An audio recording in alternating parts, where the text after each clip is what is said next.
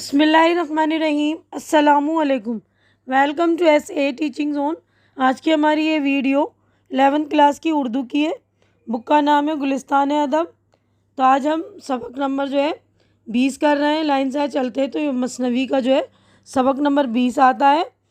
تو ہمارے سبق نمبر 20 میں یہ مثنوی ہماری بک میں دیا شنکر نسیم کی مثنوی ہے، جس کا عنوان پہنچنا بقاؤلی کا دارالخلافت زین الملک میں۔ تو یہ والے اس کا عنوان ہے، ٹاپک ہے۔ تو مثنوی ہم بعد میں کریں گے، پہلے ہم مثنوی کی تعریف دیکھ لیتے ہیں۔ تو مثنوی عربی زبان کا لفظ ہے جس کے معنی ہے دو کیا گیا۔ ادب کی اصطلاح میں مسلسل اشعار کے اس مجموعے کو مثنوی کہتے ہیں، جس میں شعر کے دونوں مصرعے ہم قافیہ ہوتے ہیں، لیکن ہر شعر کا قافیہ الگ ہوتا ہے۔ مثنوی کے لیے اشعار کی تعداد مقرر نہیں۔ اردو میں طویل مثنویاں بھی لکھی گئی ہیں، طویل یعنی لمبی مثنویاں بھی لکھی گئی ہیں، اور مختصر بھی۔ میر حسن کی سحر البیان اور دیا شنکر نسیم کی گلزار نسیم طویل مثنویاں ہیں۔ نواب مرزا شوق کی زہر عشق نہ بہت طویل ہے نہ مختصر۔ حالی کی مناجات بیوہ اور اقبال کا ساقی نامہ مختصر مثنویاں ہیں۔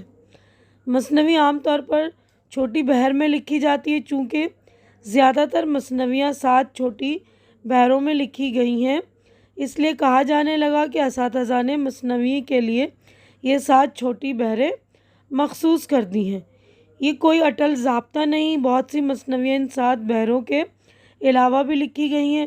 طویل مثنویوں میں عام طور پر درج ذیل 8 اجزاء ہوتے ہیں، یعنی 8 پارٹ ہیں مثنوی کے۔ تو دیکھیے، پہلا ہے حمد و مناجات، نعت، منقبت، حاکم وقت مت کی مدح، اپنی شاعری کی تعریف، مثنوی لکھنے کا سبب، قصہ یا واقعہ، خاتمہ۔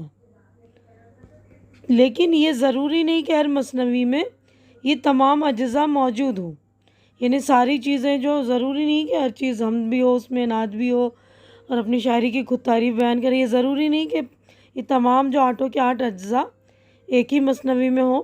موضوعات کے لحاظ سے مثنوی کا دامن بہت وسیع ہے۔ اس میں محبت کی کہانیاں، جنگ اور مہم جوئی کے واقعات، کسی مشاعرے کے احوال یا افراد کی تعریف و تنقیص اور نصیحت و رہنمائی کے مضامین بھی بیان ہوئے ہیں۔ اردو کی قدیم مثنویوں میں زیادہ تر عشقیہ قصے اور مذہب و اخلاقی مضامین نظم کیے گئے ہیں۔ عشقیہ مثنوی میں نثری داستانوں کی بیشتر خصوصیات موجود ہے، مثلاً پیچ در پیچ قصہ، ذیلی قصے، مثالی کردار والے افراد اور فوق الفطرت عناصر وغیرہ۔ ان مثنویوں میں اس زمانے کی تہذیب و معاشرت کی جھلکیاں بھی ملتی ہیں۔ تو ہمارا یہاں پر مثنوی کی تعریف مکمل ہو گیا ہے۔